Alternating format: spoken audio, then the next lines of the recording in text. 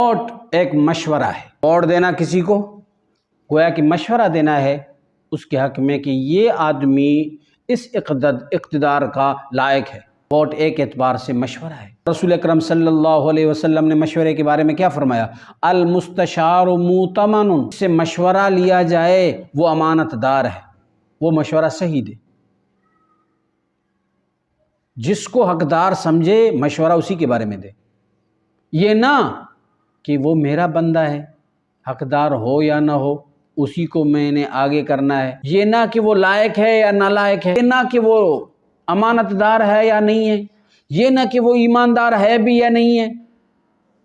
فرمایا مشورہ ہے، ووٹ دینا یہ مشورہ ہے، اور مشورہ امانت ہے، اور اس کے بعد ووٹ دینا ایک معاونت ہے، مددگاری ہے۔ اللہ تبارک و تعالیٰ نے قرآن کریم کے اندر فرمایا وَتَعَاوَنُوا عَلَى الْبِرِّ وَالتَّقْوَى وَلَا تَعَاوَنُوا عَلَى الْإِثْمِ وَالْعُدْوَانِ، معاونت ایک دوسرے کے ساتھ مدد کرنا ہے، کرو، لیکن عَلَى الْبِرِّ وَالتَّقْوَى، نیکی پر اور تقوی پر، وَلَا تَعَاوَنُوا عَلَى الْإِثْمِ وَالْعُدْوَانِ، گناہ اور دشمنی پر، گناہ اور منکرات پر ایک دوسرے کی مدد نہیں۔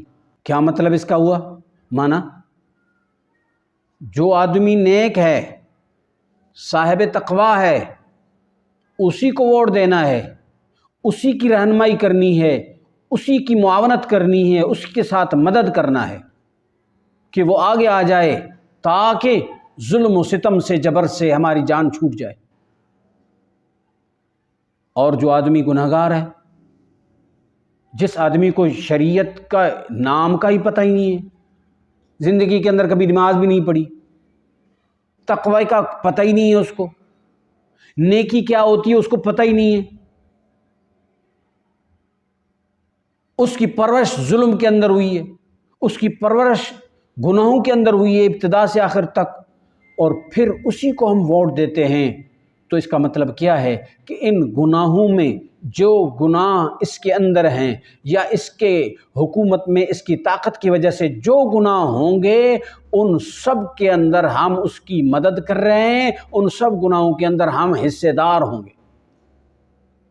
یہ حکومت میں آ کر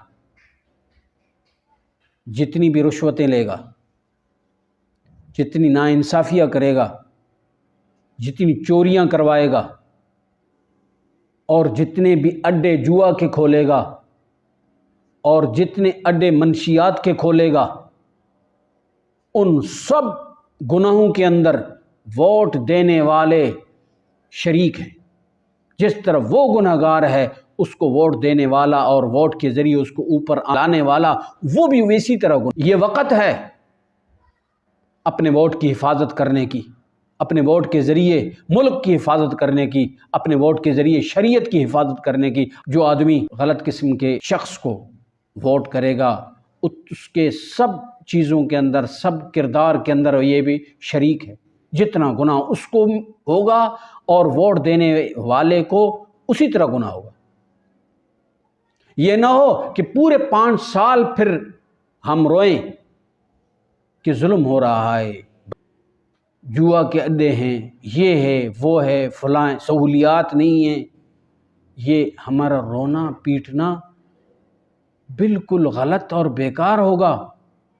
اب سوچنا ہے، مستقبل کے لیے سوچنا ہے، رونا ہے تو اب رو، اب سوچو تو ووٹ کس کو دینا ہے؟ اسی کو دینا ہے جو حقدار ہے۔ اس سے اللہ تبارک و تعالیٰ نے منع فرمایا ہے، روکا ہے کہ گناہ میں ایک دوسرے کی معاونت مت کرو۔ ووٹ دینا گویا کہ اس کے تمام کاموں میں شریک ہونا ہے۔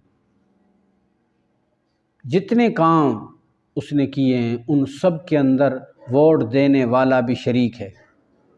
وہ گناہ کے کام کرائے گا، ووٹ دینے والا اس کے گناہ میں شریک ہے۔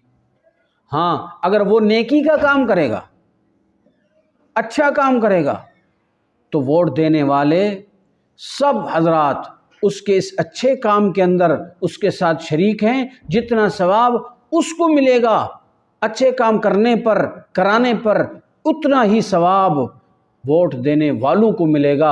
اللہ تبارک و تعالیٰ کی رحمت کے اندر اتنی وسعت ہے، اللہ تبارک و تعالیٰ کی رحمت وسیع ہے، نیکیوں سے کچھ کمی نہیں ہوگی، اور ان کو ووٹ دینے والوں کو ہر ایک کو مکمل نیکیاں ملے گی۔ دعا کرو اللہ تبارک و تعالیٰ اس سال کے 2024 کے الیکشن کو پاکستان میں انقلاب لانے کے لیے ایک سبب بنائے۔